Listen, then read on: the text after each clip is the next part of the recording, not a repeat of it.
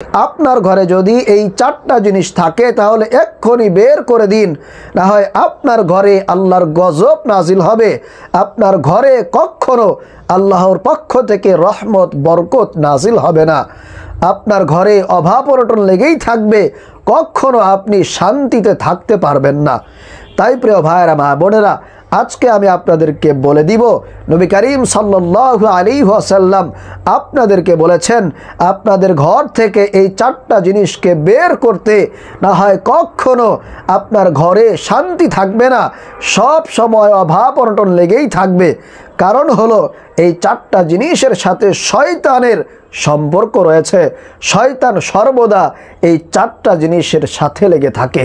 তাই অবশ্যই আমাদেরকে আজকে আমাদের ঘর থেকে এই চারটা জিনিসকে বের করে দিতে হবে।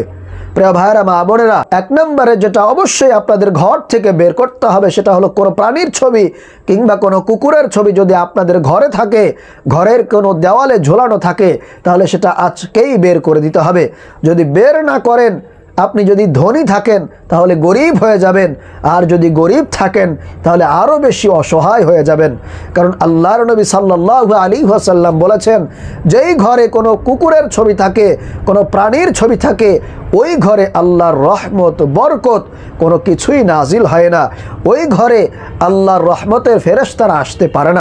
প্রিয় ভাইরা, মা বোনেরা, আপনার ঘরে যদি কোনো ছবি ঝুলিয়েই রাখতে হয় তাহলে কোনো ফুলের ছবি কিংবা কোনো ভালো দৃশ্যের ছবি, মক্কা মদিনা মসজিদের ছবি আপনি রাখতে পারেন। মা বাবা, ভাই বোন, আত্মীয় স্বজন কিংবা কোনো প্রাণীর ছবি যদি রাখেন তাহলে কিন্তু আল্লাহর পক্ষ থেকে আপনার ঘরে গজব আসতে বেশি সময় লাগবে না। দুই নম্বরে যেটা করতে হবে সেটা হলো ঘরের মধ্যে পেশাব পায়খানা জমিয়ে রাখা যাবে না। অনেকের ঘরে দেখা যায় বৃদ্ধ মানুষ আছে, বৃদ্ধ বাবা মা আছে, তারা ঘরের মধ্যেই পেশাব করে, পায়খানা করে। আপনি যদি সেটা দীর্ঘক্ষণ জমিয়ে রাখেন, জমিয়ে রাখার কারণে আপনার ঘরটা দুর্গন্ধ হয়ে যায়, আর সেই দুর্গন্ধের কারণে ফেরেশতারা আপনার ঘরে থাকতে পারে না, সেখানে শয়তান গিয়ে বাসা বাঁধে, জিন ভূত পেতনি সেগুলো গিয়ে বাসা বাঁধে। এজন্য অবশ্যই আমাদেরকে পেশাব পায়খানা দ্রুত পরিষ্কার করে ঘরটাকে পূত পবিত্র রাখতে হবে। আপনি যদি দীর্ঘক্ষণ জমিয়ে রাখেন তাহলে কিন্তু শয়তান বাসা বাঁধতে শুরু করবে। এজন্য সাবধান। দুই নম্বরে অবশ্যই পেশাব পায়খানা থেকে দূরে থাকতে হবে, কারণ আল্লাহ রসুল সাল্লাল্লাহু আলাইহি ওয়াসাল্লাম হাদিসের মধ্যে বলেছেন, আত-তুহুরু শাত্রুল ঈমান, পবিত্রতা হলো ঈমানের অঙ্গ। অতএব আমাদেরকে পবিত্র থাকতে হবে, আমাদের ঘরটাকেও পবিত্র রাখতে হবে। প্রিয় ভাইয়েরা, মা বোনেরা, তিন নম্বরে যেই কাজটি করতে হবে সেটা হলো আমাদের ঘরে কোনো ধরনের বাদ্যযন্ত্র রাখা যাবে না। যেই ঘরে বাদ্যযন্ত্র থাকবে ওই ঘরে আল্লাহর গজব আসতে সময় লাগবে না। কারণ আল্লাহ রসুল সাল্লাল্লাহু আলাইহি ওয়াসাল্লাম এই দুনিয়াতে এসেছেন বাদ্যযন্ত্রকে একেবারে মাটির সাথে মিশিয়ে দেওয়ার জন্যে।